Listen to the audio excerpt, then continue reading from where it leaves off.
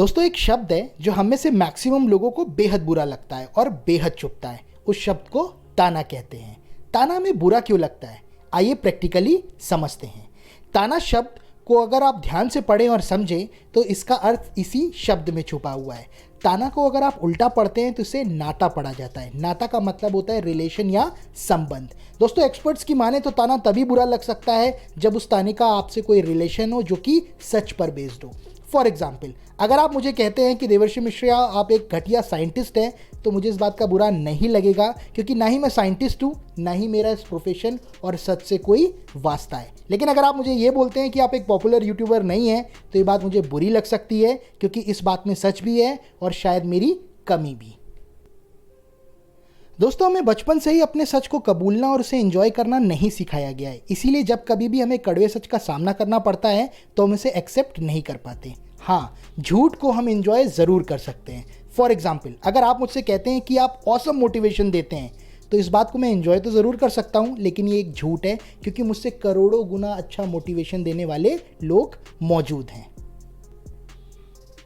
आइए दोस्तों अब बात करते हैं कि तानों की प्रॉब्लम से निपटा कैसे जाए। तो सबसे पहला मेथड ये है कि तानों में छुपी हुई अपनी कमी को कहीं ना कहीं आपको एक्सेप्ट करना होगा और फिर उसमें सुधार करना होगा, क्योंकि एक्सपर्ट्स भी यही कहते हैं कि किसी कमी को तभी सुधारा जा सकता है जब इनिशियली उसे मेजर किया जा सके और एक्सेप्ट किया जा सके। यहाँ पर मैं एग्जांपल लेना चाहूँगा क्रिकेटर रोहित शर्मा का, जिन्हें अपने करियर की शुरुआत में बहुत ज़्यादा ताने मिले कि वो एक्सेप्शनली टैलेंटेड क्रिकेटर हैं लेकिन कंसिस्टेंट नहीं, और एक बहुत लंबे समय तक उन्हें नेगेटिविटी झेलनी पड़ी थी। लेकिन उन्होंने कहीं ना कहीं अपने सच को समझा, उस पर काम किया और आगे बढ़ते गए। आज की तारीख में आप रोहित शर्मा को द हिटमैन रोहित शर्मा के नाम से जानते हैं।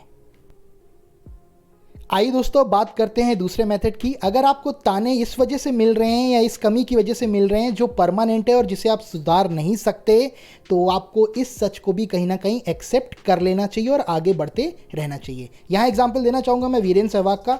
वीरेंद्र सहवाग ने अपने करियर की शुरुआत में सच को समझ लिया कि डिफेंसिव क्रिकेट खेलना उनकी कमजोरी है, वो ऐसा नहीं कर पाएंगे। इसीलिए उन्होंने अटैकिंग क्रिकेट को ही अपना सबसे बड़ा हथियार बनाया। जब तक क्रिकेट खेले अटैक कर कर ही खेले, और उन्होंने वो सब हासिल किया जो बहुत बड़े बड़े क्रिकेटर हासिल नहीं कर पाए। ऐसे और भी बहुत से उदाहरण हैं जहां किसी हादसे या कमी ने लोगों की ज़िंदगी बदल दी, लेकिन वो आगे तभी बढ़ पाए जब उन्होंने अपने सच को समझा। पैरा ओलंपिक में बेहतरीन प्रदर्शन करने वाले भारतीय खिलाड़ी इसका जीता जागता उदाहरण है। तो दोस्तों याद रखिए, आपका एक्सेप्टेंस ही आपको ताकत देगा दोनों सिचुएशन में आगे बढ़ने की और अपने सपनों को पूरा करने की। दोस्तों वीडियो अच्छा लगा तो लाइक करना मत भूलिएगा, क्योंकि आप ही की तरह मोटिवेशन की ज़रूरत मुझे भी है। और अगर मेरा एफर्ट अच्छा लगा तो चैनल ज़रूर सब्सक्राइब करिएगा। आपके समय के लिए बहुत बहुत धन्यवाद।